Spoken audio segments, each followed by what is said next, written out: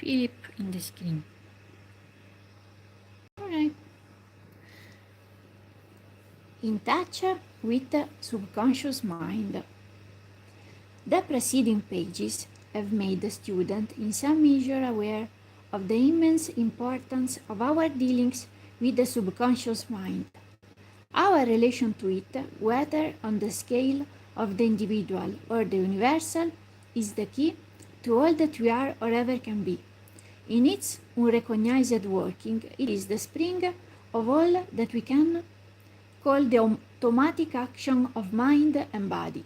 And on the universal scale, it is the silent power of evolution gradually working onwards to that divine event to which the whole creation moves. And by our recognition of it, we make it, relatively to ourselves, all that we believe it to be. The closer our rapport with it becomes, the more what we have hitherto considered automatic action, whether in our bodies or our circumstances, will pass under our control, until at last we shall control our world, whole individual world. I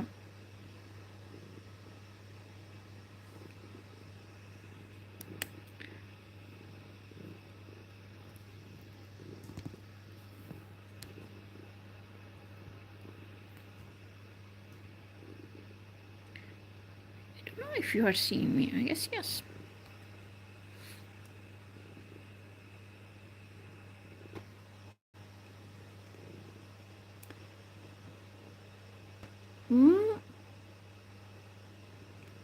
Since then, this is the stupendous issue involved. The question how we are to put ourselves practically in touch with the subconscious mind is a very important one.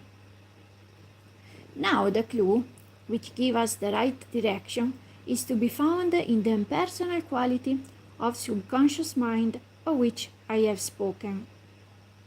Not impersonal as lacking the elements of personality, nor even, in the case of individual subjective mind, as lacking the sense of individuality, but impersonal in the sense of not recognizing the particular external relations which appear to the objective mind to constitute its personality, and having a realization of itself quite independent of them. If then we will come in touch with it, we must meet it on its own ground. It can see things only from the deductive standpoint, and therefore cannot take note of the inductive standpoint from which we construct the idea of our external personality. And accordingly, if we would put ourselves in touch with it, we cannot do so by bringing it down to the level of the external and non-essential, but only by rising to its own level on the plane of the interior and essential. How can this be done? Let two well-known writers answer. Rudyard Kipling tells us in his History of Kim how the boy used at times to lose his sense of personality by repeating to himself the question, "Who is Kim?" Gradually, his personality will seem to fade and he will experience a feeling of passing into a grander and a wider life, in which the boy Kim was unknown, while his own conscious individuality remained, only exalted and expanded. Ma figli, te ne vai? We follow you if you go there. Look, I will bring the stars here with you. Why is that no sense without?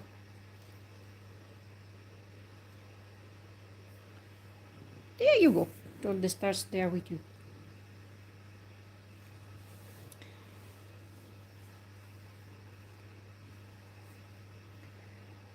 Gradually, I'm looking at you in the video. You're really silly. Gradually, his personality will seem to fade, and he will experience a feeling of passing into a grander and a wider life.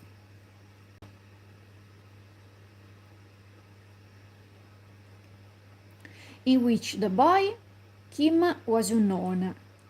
Ah, I have just said it. Only exalted and expanded to an inconceivable extent. And in Tennyson's Life by his song, we are told that at times the poet had a similar experience. We come into touch with the absolute exactly in proportion as we withdraw ourselves from the relative. They vary inversely to each other. For the purpose, then, of getting into touch with our subconscious mind, we must endeavor to think of ourselves as pure being, as that entity which interiorly supports the outward manifestation. And doing so, we shall realize that the essential quality of pure being must be good. It is in itself pure life, and as such cannot desire anything detrimental to pure life under whatever form manifested. Consequently, the purer our intentions, the more readily we shall place ourselves in rapport with our subjective entity. And the same applies to the greater subconscious mind, of which our individual subjective mind is a particular manifestation. In actual practice, the process consists in first forming a clear conception in the objective mind of the idea we wish to convey to the subjective mind. Then, when this has been firmly grasped, endeavor to lose sight of all other facts connected with the external personality except the one in question, and then mentally address the subjective mind as though it were an independent entity and impress upon it what you want it to do or to believe. Everyone must formulate his own way of working, but one method, which is both simple and effective, is to say to the subjective mind, "This is what I want you to do. You will now step into my place and do it, bringing all your powers and intelligence to bear, and considering yourself to be none other than myself."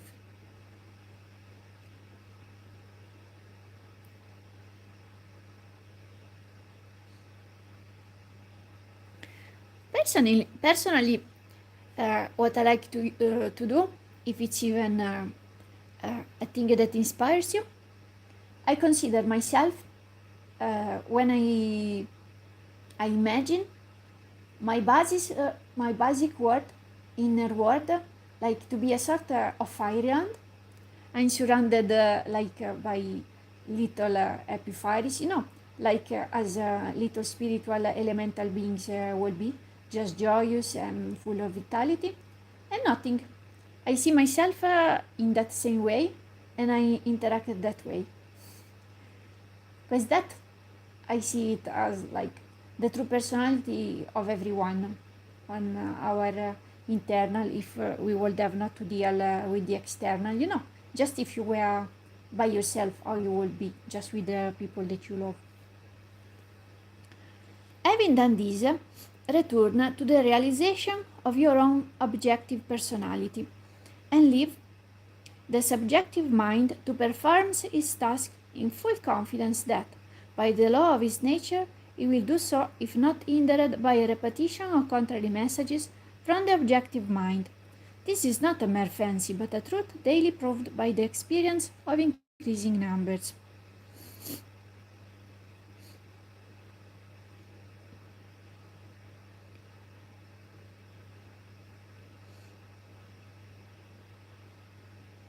Sorry a second, I'm reading a thing.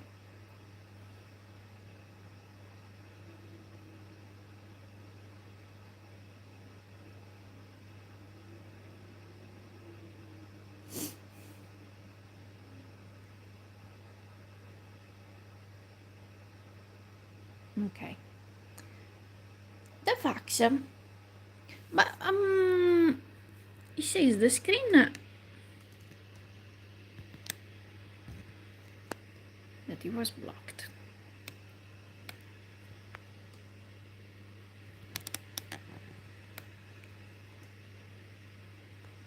Okay, let's read it like that. Having done this, return to the realization of your own objective personality and leave the subjective mind to perform its task in full confidence that, by the law of its nature, it will do so if not hindered by a repetition of contrary messages from the objective mind. This is not a mere fancy, but a truth daily proved by the experience of increasing numbers. The facts have not been fabricated to fit the theory, but the theory has been built up by careful observations of the fact. And since it has been shown, both by theory and practice, that such is the law of the relation between subjective and objective mind, we find ourselves face to face with a very momentous question. Is there any reason why the laws which hold good of the individual subjective mind shall not hold good of the universal mind also? And the answer is that there is not. As has been already shown, the universal mind must, by its very universality, be purely subjective, and what is the law of a part must also be the law of the whole. The qualities of fire are the same whether the centers of combustion be great or small, and therefore we may well conclude these lectures by considering what will be the result if we apply what we have learned regarding the individual subjective mind to the universal mind. We have learned that the three great facts regarding subjective mind are its creative power, its amenableness to suggestion, and its inability to work by any other than the deductive method.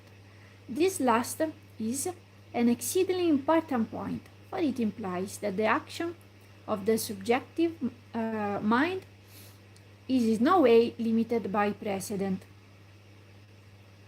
The inductive method works on principles inferred from an already existing pattern, and therefore at the best only produce the whole thing in a new shape.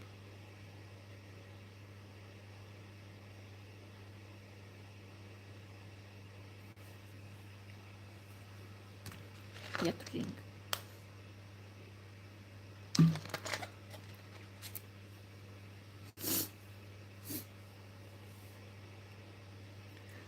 But the deductive method works accordingly to the essence of or spirit of the principle, and does not depend on any previous concrete manifestation for its apprehension of it. E vai, amore.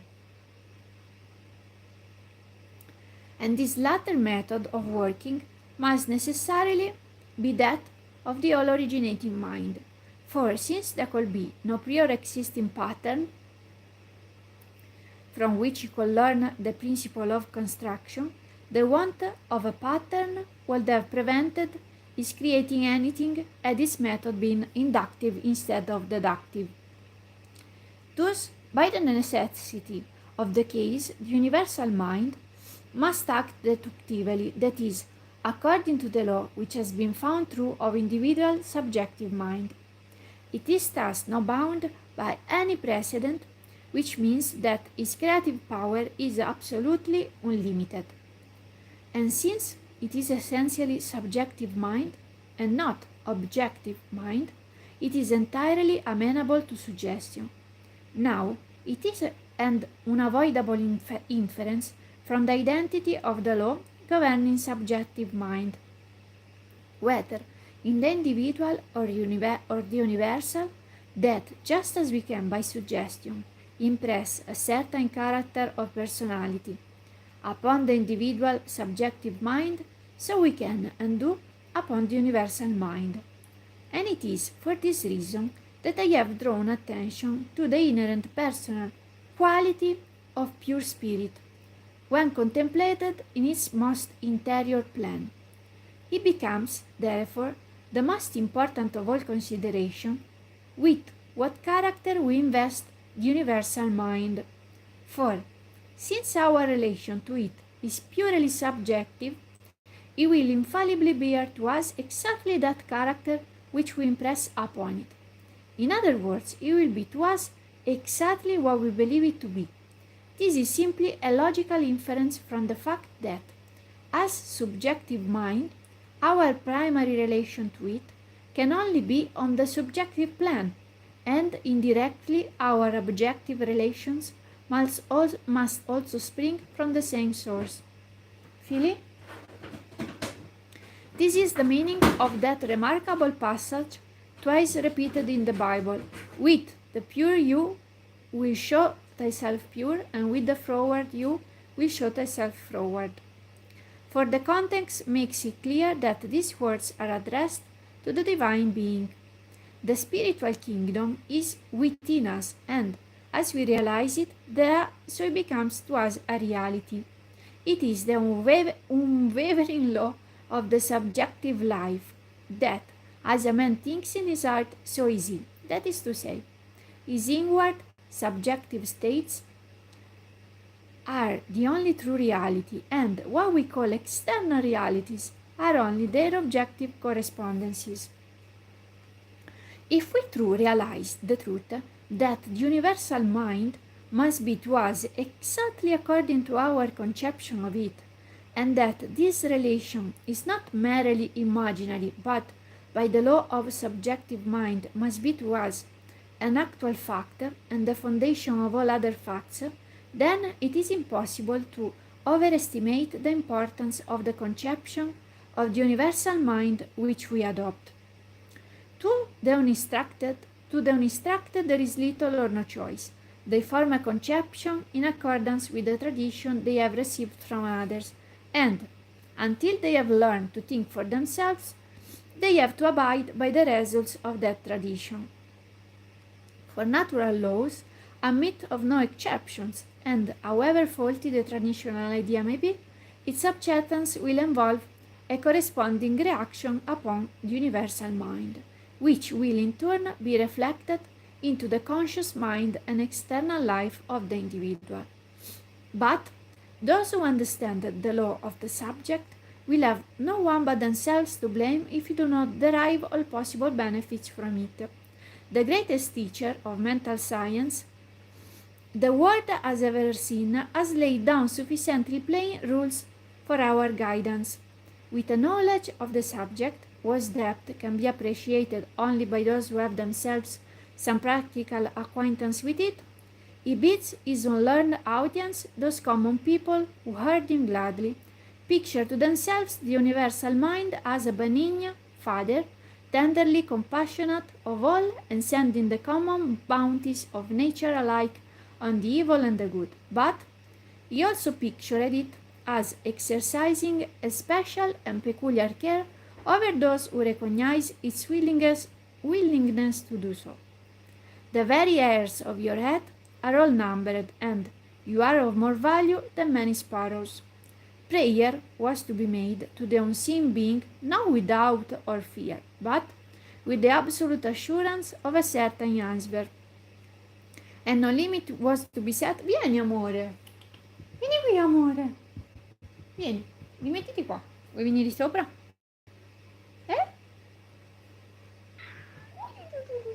Vieni. Dai, mettiti come vuoi. But with the absolute assurance of a certain answer. Ma amore, ma ti vedono dei sigo, amore.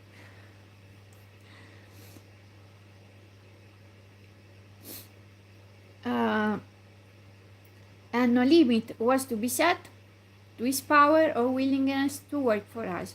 But to those who did not thus realize it, the great mind is necessarily the adversary who casts them into prison until they have paid the uttermost farthing. And thus, in all cases, the master impressed upon his hearers the exact correspondence of the attitude of this unseen power towards them with their own attitude towards it. Such teaching was not a narrow anthropomorphism, but the adaptation to the intellectual capacity of the unlettered multitude of the very deepest truths of what we now call mental science. And the basis of it all is the cryptic personality or spirit, hidden through the infinite of nature under every form of manifestation. As unalloyed life and intelligence, it can be no other than good. It can entertain no intention of evil, and thus all intentional evil must put us in opposition to it, and so deprive us of the consciousness of its guidance and strengthening, and thus leave us to grope our own way and fight our own battle single-handed against the universe, all which at last will surely prove too great for us. But remember that the opposition can never be on the part of the universal mind, for in itself it is subconscious mind, and to suppose any active opposition taken on its own initiative will be contrary to all we have learned as to the nature of subconscious mind, whether in the individual or the universal. The position of the universal mind towards us is always the reflection of our own attitude. Therefore, although the Bible is full of threatening against those who persist in conscious opposition to the divine law of good, it is on the other hand full of promises of immediate and full forgiveness to all who change their attitude and desire to cooperate with the law of good so far as they know it.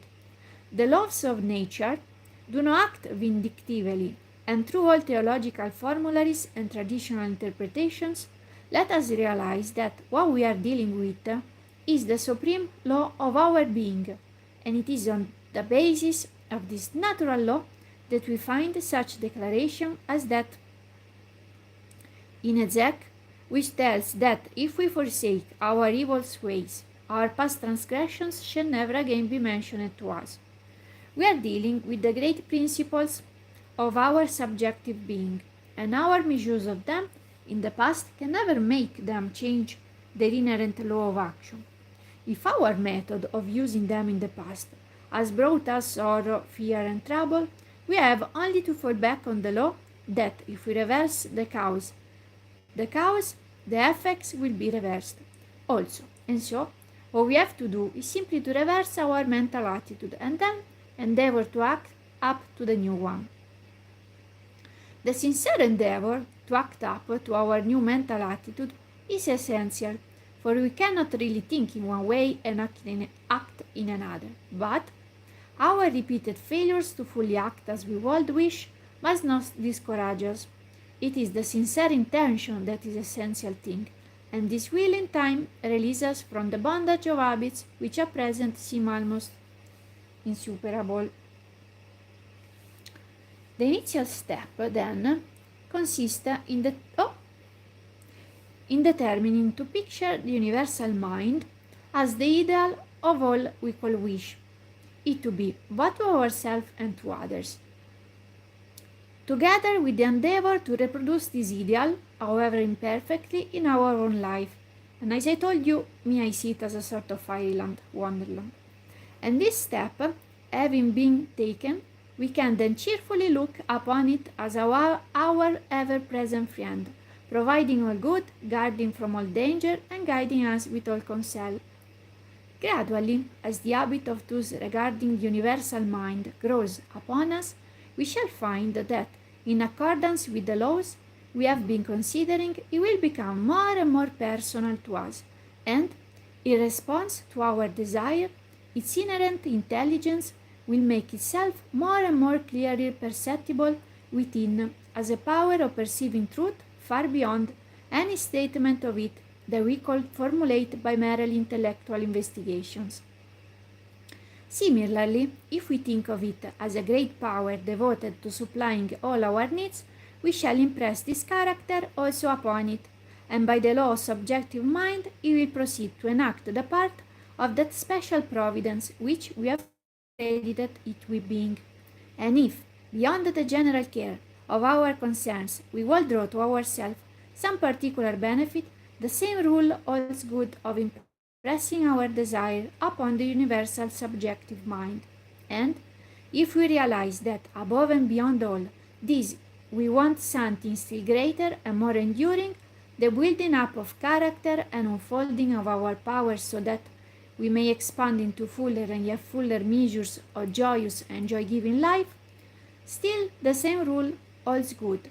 Convey to the universal mind the suggestion of the desire, and by the law of relation between subjective and objective mind, these two will be fulfilled. And thus, the deepest problems of philosophy bring us back to the old statement of the law. Ask and you shall receive, seek and you shall find, knock and it shall be opened unto you. This is the summing up of the natural law of the relation between us and the divine mind. It is thus no vain boast that mental science can enable us to make our lives what we will. Wait a second that I'm reading it.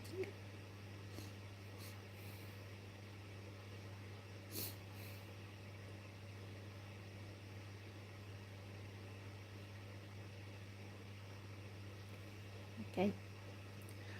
We must start. Hold on a second.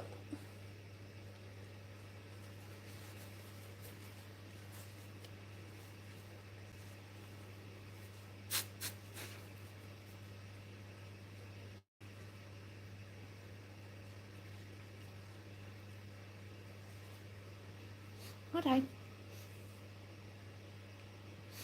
We must start from where we are now, and by rightly estimating our relation to the divine universal mind, we can gradually grow into any conditions we desire, provided we first make ourselves in habitual mental attitude the person who corresponds to those conditions.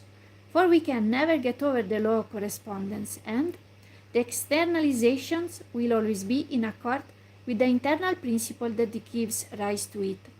And to this law there is no limit. What it can do for us today, it can do tomorrow, and through all that procession of tomorrows that loses itself in the dim vistas of eternity. Belief in limitation is the one and only thing that causes limitation, because we thus impress limitation upon the creative principle, and in proportion as we lay that belief aside, our boundaries will expand, and increasing life and more abundant blessings will be ours. But we must not ignore our responsibilities. Trained thought is far more powerful than untrained, and therefore the more deeply we penetrate into mental science, the more carefully we must guard against all thoughts and words expressive of even the most modified form of ill will. Gossip, tale-beating, sneering laughter are not in accord with the principles of mental science, and similarly, even our smallest thoughts of good carry with them a seed of good, which will assuredly bear fruit in due time. This is not mere goody-goody, but an important lesson in mental science, for our subjective mind takes its color from our settled mental habits, and an occasional affirmation or denial will not be sufficient to change it, and we must therefore cultivate the tone which we wish to see reproduced in our conditions, whether of body, mind, or circumstance. In these lectures, my purpose has been not so much to give specific rules of practice as to lay down the broad general principles of mental science, which will enable. Was not a question. In this lecture, my purpose has been not so much to give specific rules of practice as to lay down the broad general principles of mental science, which will enable the student to form rules for himself.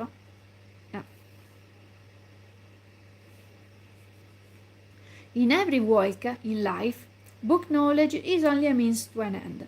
Books can only direct us where to look and what to look for, but we must do the finding for ourselves. Therefore, if you have really grasped the principle of the science, you will frame rules of your own, which will give you better results than any attempt to follow somebody else's method. I so much agree. Which was successful in their hands precisely because it was theirs. Never fear to be yourself. If mental science does not teach you to be yourself, it teaches you nothing.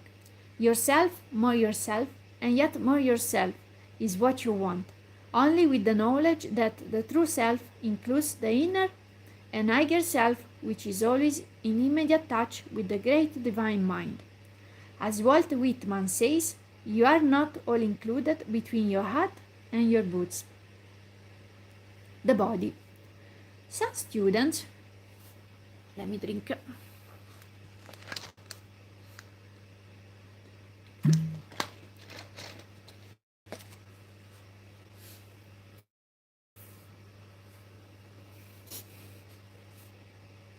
The body. Fili, vieni amore, salta su.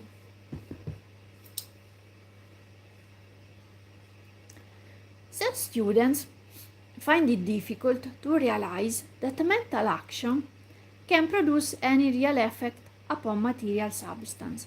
But if this is not possible, there is no such thing as mental science, the purpose of which it is to produce improved conditions, both of body and environment, so that the ultimate manifestation aimed at is always one of demonstration upon the plane of the visible and concrete. Therefore, to afford conviction of an actual connection between the visible and the invisible, between the inner and the outer, is one of the most important points in the course of our studies. That such a connection must exist is proved by metaphysical argument in answer to the question, how did anything ever come into existence at all? And the whole creation, ourselves included, stands as evidence to this great truth. But to many minds, merely abstract argument is not completely convincing, or at any rate it becomes more convincing if it is supported by something of a more concrete nature. And for such readers, I will give a few hints as to the correspondence between the physical and the mental. The subject covers a very wide area,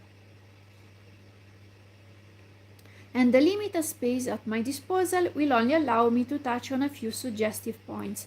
Still, this may be sufficient to show that the abstract argument has some corresponding facts at the back of it.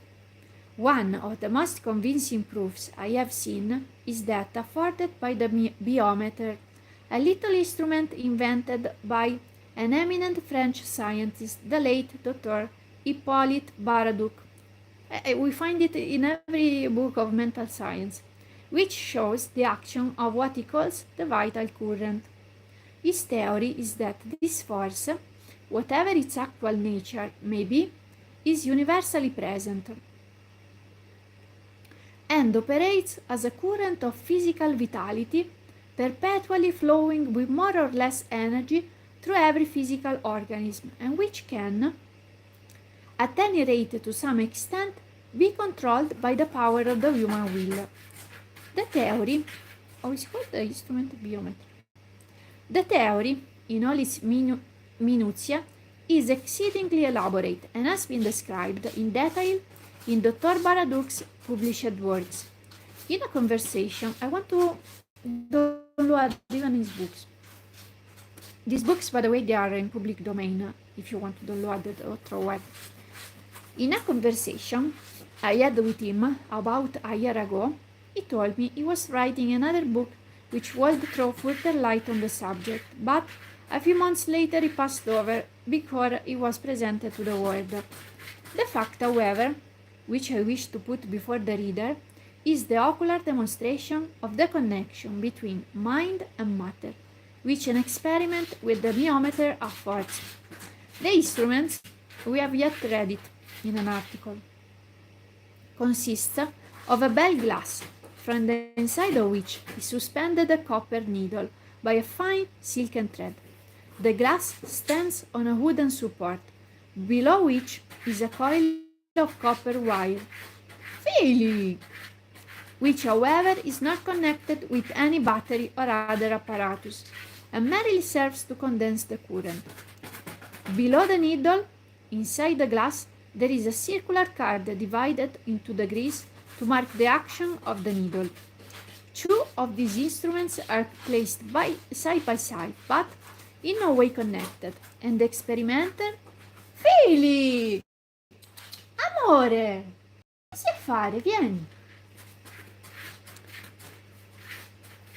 Two of these instruments are placed side by side, but in no way connected, and the experimenter then holds out the fingers of both hands to within about an inch of the glasses.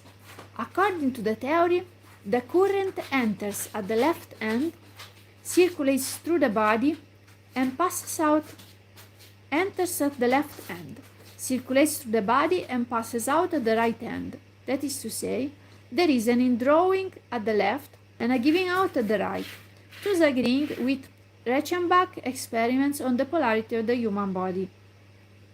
I must confess that, although I had read Mr. Baraduc's book, Les Vibrations Humaines, I don't know French, I approached the instrument in a very skeptical frame of mind, but I was soon convinced of my error. At first, holding a mental attitude of entire relaxation, I found that the left-hand needle was attracted through 20 degrees, while the right-hand needle, the one affected by the outgoing current, was repelled through 10 degrees. After allowing the instrument to return to its normal equilibrium, I again approached it with the purpose of seeing whether a change of mental attitude would in the least modify the flow of current. This time, I assumed the strongest mental attitude I could, with the intention of sending out a flow through the right hand, and the result, as compared with the previous one, was remarkable. The left hand needle was now attracted only through 10 degrees, while the right hand one was deflected through something over 30, thus clearly indicating the influence of the mental faculties in modifying the action of the current. I may mention that the experiment was made in the presence of two medical men who noted the movement of the needles. I will not here stop to discuss the question of what the actual constitution of this current of vital energy may be. It is sufficient for our present purpose that this is there, and the experiment I have described brings us face to face with the fact of a correspondence between our own mental attitude and the invisible forces of nature. Even if we say that this current is some form of electricity and that the variation of its action is determined by changes in the polarization of the atoms of the body, then this change of polarity is the result of mental action.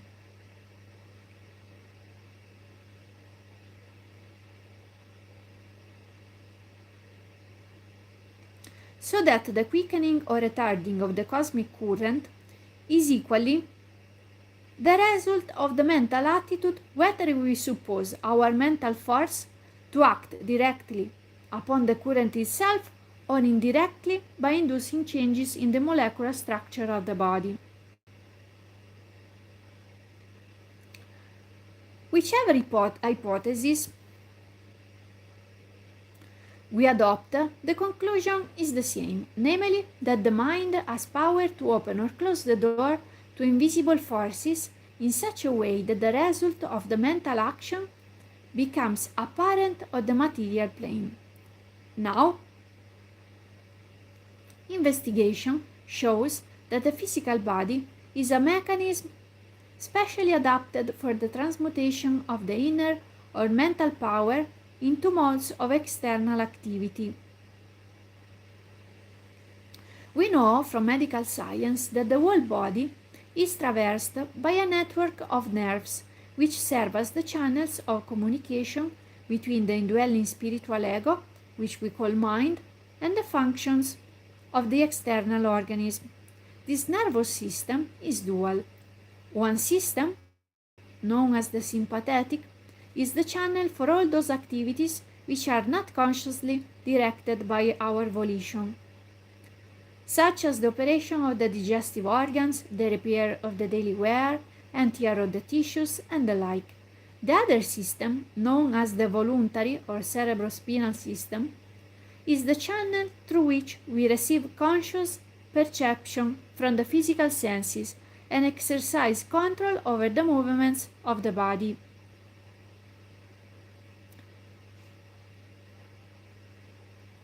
This system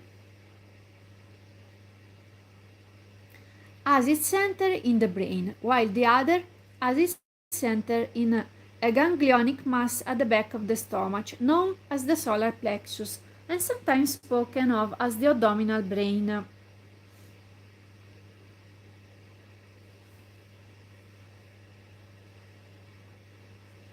The cerebrospinal system is the channel of our volitional or conscious mental action, and the sympathetic system is the channel of that mental action which unconsciously supports the vital function of the body.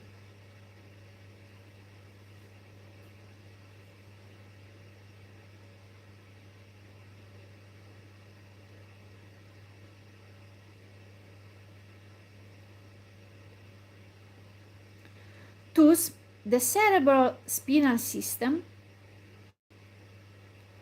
is the organ of conscious mind, and the sympathetic is that of subconscious mind. But the interaction of conscious and subconscious mind requires a similar interaction between the corresponding systems of nerves, and one conspicuous connection by which this is provided is the vagus nerve. This nerve passes out of the cerebral region as a portion of the voluntary system, and through it we control the vocal organs. Then it passes onwards to the thorax, sending out branches to the heart and lungs, and finally passing through the diaphragm. It loses the outer coating, which distinguishes the nerves of the voluntary system, and becomes identified with those of the sympathetic system, so forming a connecting link between the two and making the man physically a single entity.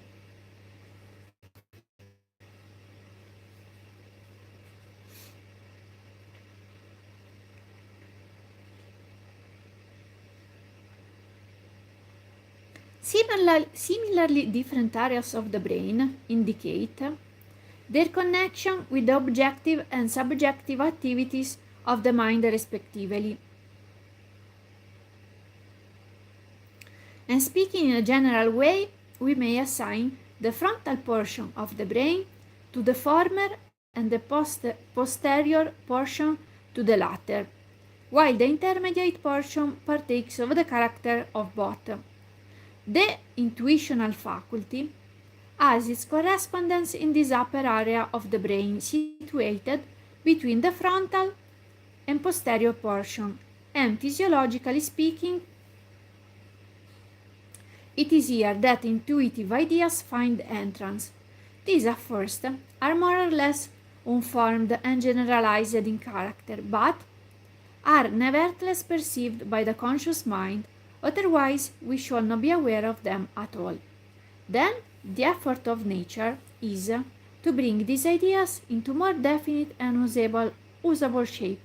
So the conscious mind lays hold of them and induces a corresponding vibratory current in the voluntary system of nerves, and this in turn induces a similar current in the involuntary system, thus handing the idea over to the subjective mind.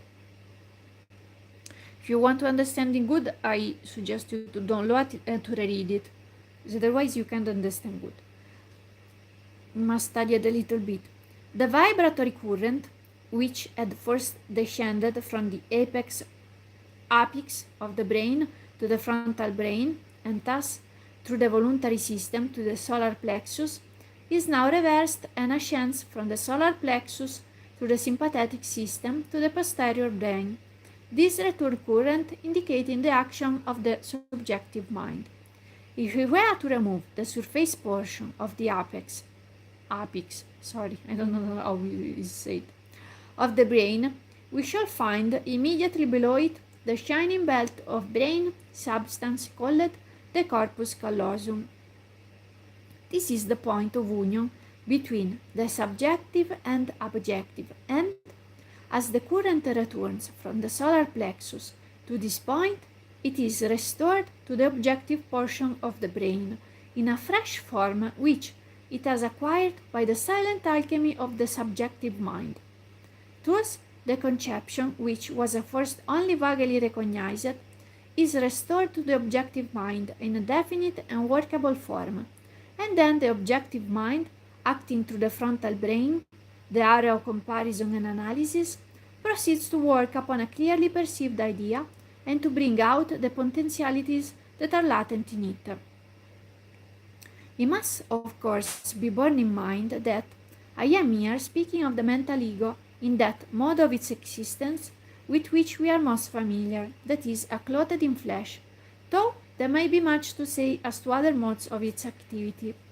But for our daily life, we have to consider ourselves as we are in that aspect of life, and, from this point of view, the physiological correspondence of the body to the action of the mind is an important item, and therefore, although we must always remember that the origin of ideas is purely mental, we must not forget that on the physical plane, every mental action implies a corresponding molecular action in the brain and in the two-fold nervous system.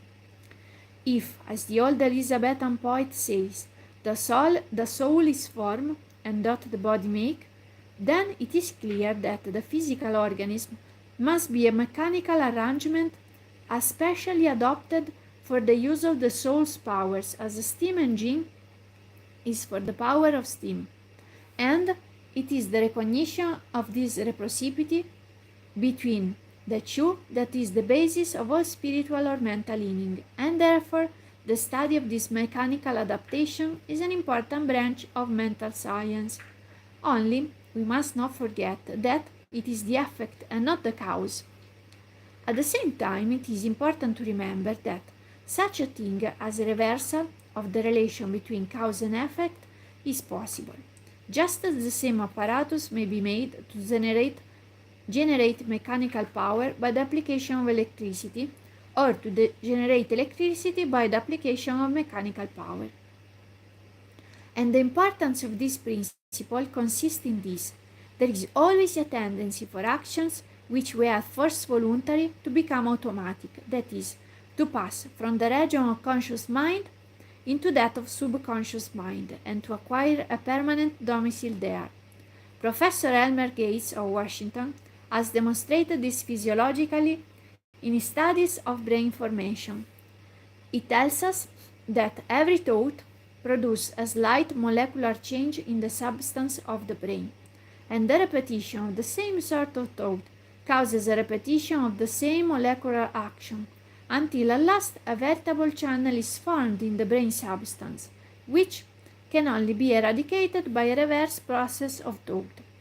In this way, grooves of thought are very literal things, and when once established, the vibration of the cosmic currents flow automatically through them, and thus react upon the mind by a process the reverse of that by which our voluntary and intentional indrawing from the invisible is affected. In this way are formed what we call habits, and hence the importance of controlling our thinking and guarding it against undesirable ideas. But on the other hand, this reactionary process may be used to confirm good and life-giving modes of thought, so that by a knowledge of its laws, we may enlist even the physical body itself in the building up of that perfectly whole personality, the attainment of which is the aim and object of our studies. I rest 2 seconds and I want to read even a little bit of that. I will make a video of 1 hour. 1 hour. Taking you some seconds of rest.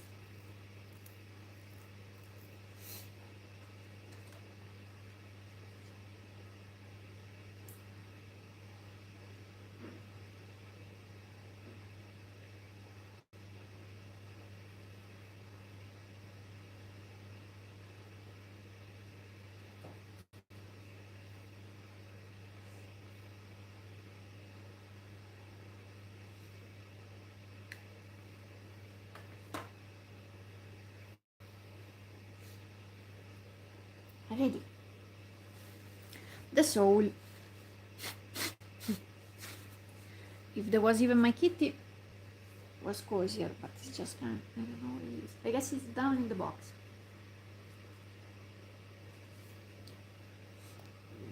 Or maybe it's with the other kitty.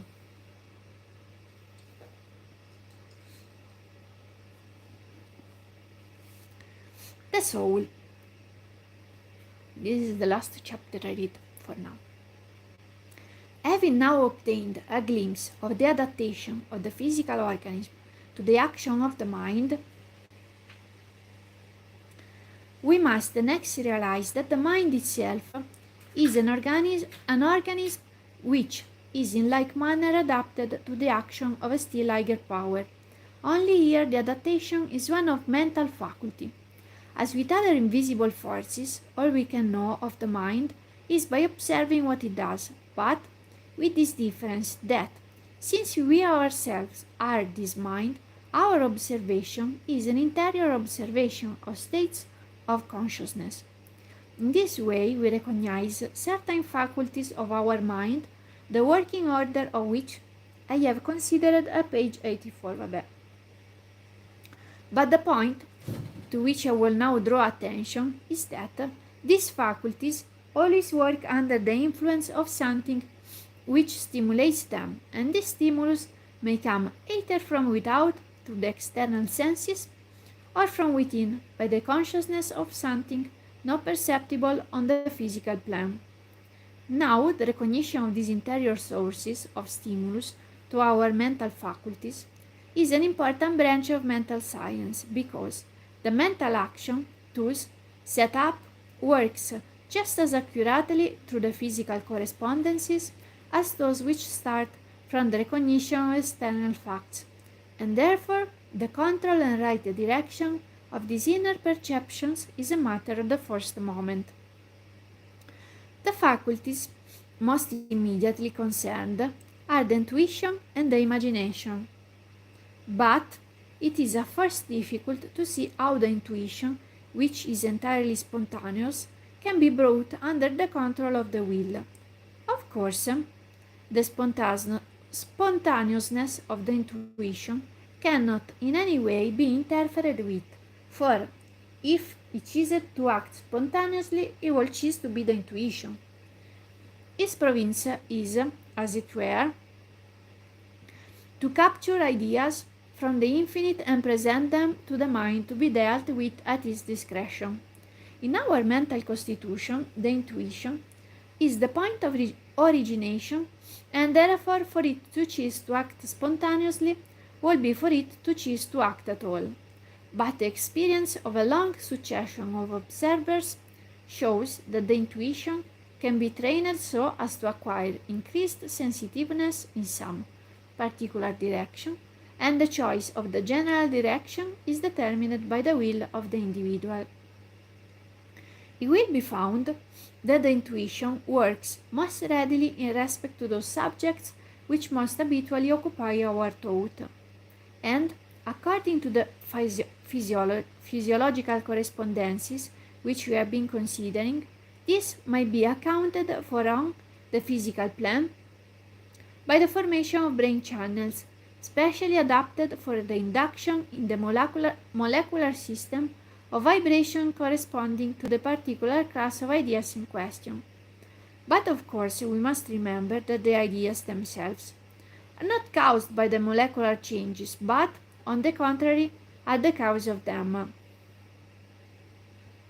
And it is in this translation of thought action into physical action that we are brought face to face with the eternal mystery of the descent of spirit into matter, and that, though we may trace matter through successive degrees of refinement till it becomes what in comparison with those denser modes that are most familiar, we might call a spiritual substance, yet at the end of it, it is not the intelligent thinking principle itself. The criterion is in the word vibrations. However delicately etheric, the substance, its movement commences by the vibrations of its particles, and a vibration is a wave having a certain length, amplitude, and periodicity. That is to say, something which can exist only in terms of space and time. And as soon as we are dealing with anything capable of the conception of measurement, we may be quite certain that we are not dealing with spirit but only with one of its vehicles. Therefore, although we may push our analysis of matter further and ever further back and on this line, there is a great deal of knowledge to be gained. We shall find that the point at which spiritual power or thought force is translated into etheric or atomic vibration will always elude us. Therefore, we must not attribute the origination of ideas to molecular displacement in the brain, though by the reaction of the physical upon the mental, which I have spoken of above, the formation of thought channels in the grey matter of the brain may tend to facilitate the reception of certain ideas. Some people are actually conscious of the action of the upper portion of the brain during the influx of an intuition, the sensation being that of a sort of expansion in that brain area, which might be compared to the opening of a valve or a door, like the lamp comic in the comics emoji. But all attempts to induce the inflow of intuitive ideas by the physiological expedient of trying to open this valve by exercise of the will shall be discouraged as likely to prove injurious to the brain. I believe some Oriental systems advocate this method, but we may well trust the mind to regulate the action of its physical channels in a manner suitable to its own requirements, instead of trying to manipulate the mind by the natural forcing of its mechanical instrument. In all our studies on these lines, we must remember that development is always by perfectly natural growth, and is not brought about by unduly straining any portion of the system. The fact, however, remains that the intuition works most freely in that direction in which we must habitually concentrate our thought. And in practice it will be found that the best way to cultivate the intuition in any particular direction is to meditate upon the abstract principles of that particular class of subjects rather than only to consider particular cases. Perhaps the reason is that particular cases have to do with specific phenomena, that is, with the law working under certain limiting conditions, whereas the principles of the law are not limited by local conditions, and so habitual meditation on them sets our intuition free to range in an infinitude where the conception of antecedent conditions does not limit it. Anyway, whatever may be the theoretical explanation, you will find that the clear grasp of abstract principles in any direction has a wonderfully quickening effect upon the intuition in that particular direction. The importance of recognizing our power of thus giving direction to the intuition cannot be exaggerated, for if the mind is attuned to sympathy with the highest phases of spirit, this power opens the door to limitless possibilities of knowledge. In its highest workings, intuition becomes inspiration, and certain great records of fundamental truths and supreme mysteries which have come down to us from thousands of generations, bequeathed by deep thinkers of old, can only be accounted for on the supposition that their earnest thought on the originating spirit, coupled with a reverent worship of it, opened the door to their intuitive faculty to the most sublime inspirations regarding the supreme truths of the universe, but with respect to the evolution of the cosmos and to the evolution of the individual. Among such records explanatory of the supreme mysteries, three stand out preeminent, all bearing witness to the same one truth, and each throwing light upon the other. And these three are the Bible, the Great Pyramid, and the pack of cards. A curious combination, some will think, but I hope in another volume of this series to be able to justify my present statement. I allude to these three records here because the unity of principle which they exhibit, notwithstanding their wide divergence of method, offers a standing proof that The direction taken by the intuition is largely determined by the will of the individual, opening the mind in that particular direction. Very closely allied to the intuition is the faculty of imagination.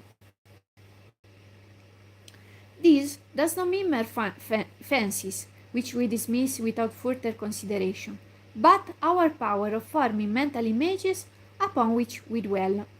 These, as I have said in the earlier part of this book, form a nucleus which, on its own plan, calls into action the universal law of attraction, thus giving rise to the principle of growth.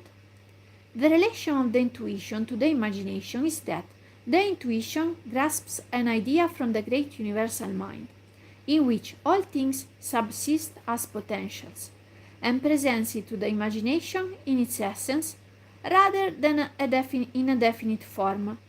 And then our image-building faculty gives it a clear and definite form, which it presents before the mental vision, and which we then vivify by letting our thought dwell upon it, thus infusing our own personality into it, and so providing that personal element through which the specific action of the universal law relatively to the particular individual always takes place. Whether our thought shall be allowed thus to dwell upon a particular mental image depends on our own will, and our exercise of our will depends on our belief in our power to use it so as to disperse or consolidate a given mental image. And finally, our belief in our power to do this depends on our recognition of our relation to God, who is the source of all power, for it is an invariable truth that our life will take its whole form, tone, and color from our conception of spirit, whether that conception be positive or negative, and the sequence by which it does so is that now given. In this way, then, our intuition is Amore, ma cosa si a fare, figli?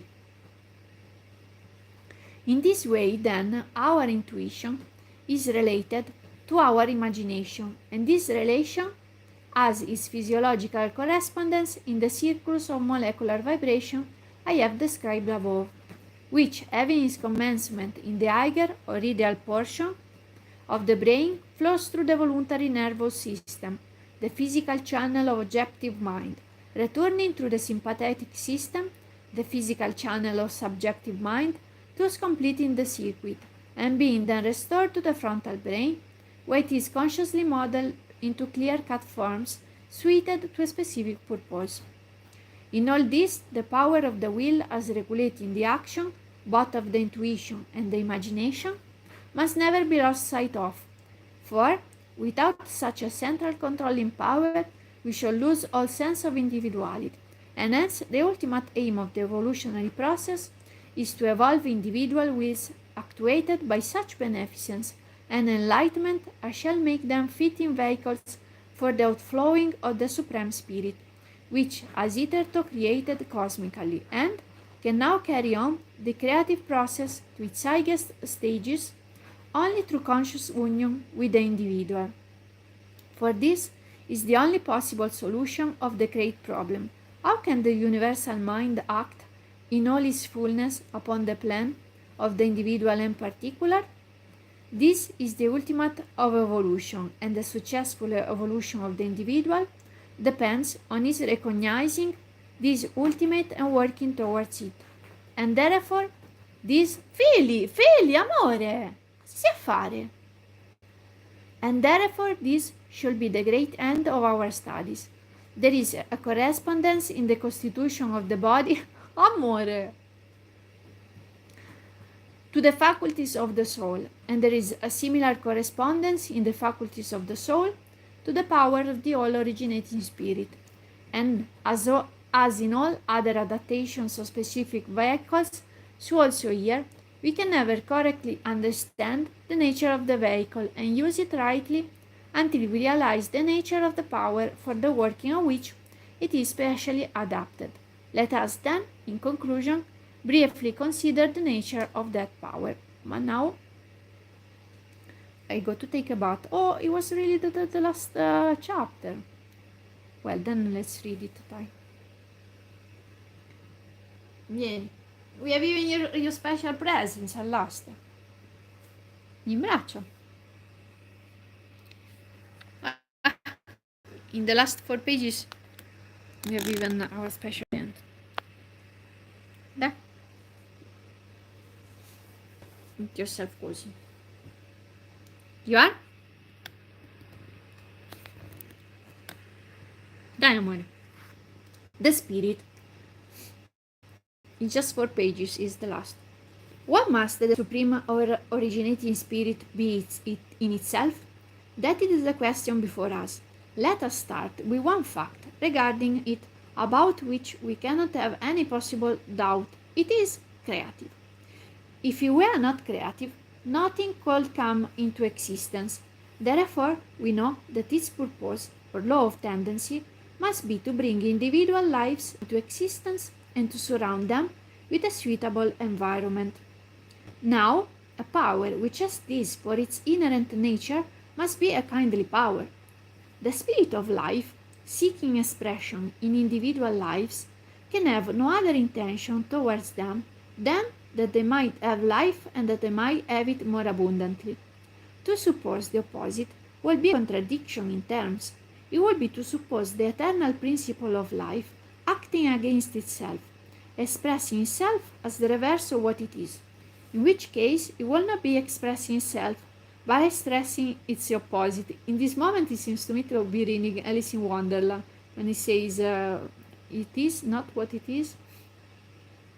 So, that it is impossible to conceive of the spirit life acting otherwise than to the increase of life. This is as yet only imperfectly apparent by reason.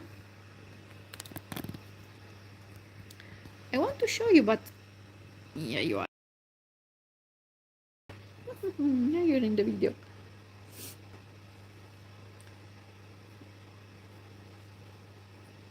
It would be to suppose the eternal principle, so that it is impossible. Okay. This is as yet only imperfectly apparent by reason of our imperfect apprehension of the position, and our consequent want of conscious unity with the one eternal life.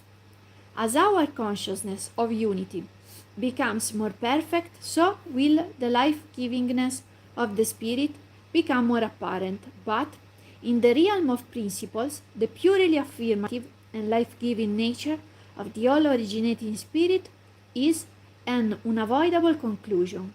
Now, by what name can we call such an inherent desire to add to the fullness of an individual life, that is, to make it stronger, brighter, and happier? If this is not love, then I do not know what else it is. And so we are philosophically led to the conclusion that love is the prime moving power of the creating spirit, and I agree. But expression is impossible without form. What form, then, shall love give to the vehicles of its expression? By the hypothesis of the case, it could not find the self-expression in forms that were hateful or repugnant to it. Therefore, the only logical correlative of love is beauty. Beauty is not yet universally manifested, for the same reason that life is not, namely, lack of recognition of its principle, but that the principle is inherent in the eternal mind, is demonstrated by all that is in the world in which we live. This consideration shows us that the inherent nature of the spirit must consist in the eternal interactions of love and beauty as the active and passive polarity of being. Then, this is the power for the working of which our soul faculties are specially adapted. And when this purpose of the adaptation is recognized, we begin to get some insight into the way in which our intuition, imagination, and will should be exercised. By training our thought to habitually dwell upon this dual unity of the originating forces, the intuition is rendered more and more sensitive to ideas emanating from this supreme source, and then imagining faculty is trained in the formation of images corresponding to such ideas. While, on the physical side, the molecular structure of the brain and body becomes more and more perfectly adjusted to the generating of vibratory currents, tending to the outer manifestation of the originating principle. Thus, the whole man is brought into unison with himself and with the supreme source of life, so that, in the words of St. Paul, is being day by day renewed after the image of him that created him. Our more immediately personal recognition of the all originating love will thus flow out as peace of mind, health of body, discretion in the management of our affairs, and power in the carrying out of our undertakings. And as we advance to a wider conception of the workings of the Spirit of Love in its infinite possibilities, so our intuition will find a wider scope and our field of activity will expand along with it. In a word, we shall discover that our individuality is growing and that we are becoming more truly ourselves than we have ever been before. That we ever were before. The question of the specific lines on which the individual may most perfectly trained into such recognition of his true relation to the all-embracing spirit of life is therefore of supreme importance, but it is also of such magnitude that even to briefly sketch its broad outlines will require a volume to itself, and I will therefore not attempt to enter upon it here. My present purpose being only to offer some hints of the principles underlying the wonderful threefold unity of body, soul, and spirit, which we all know ourselves to be.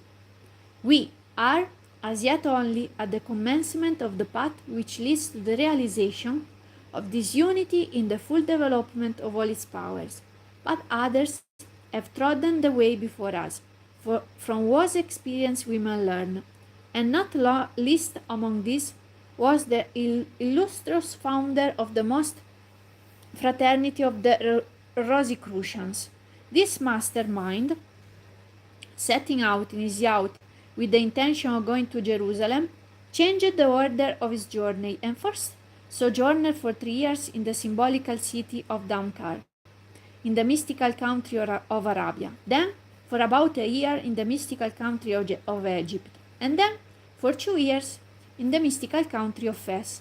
Then, having during these 6 years learned all that was to be acquired in those countries, he returned to his native land of Germany, where, on the basis of the knowledge he had thus gained, he founded the fraternity of the Rosicrucians.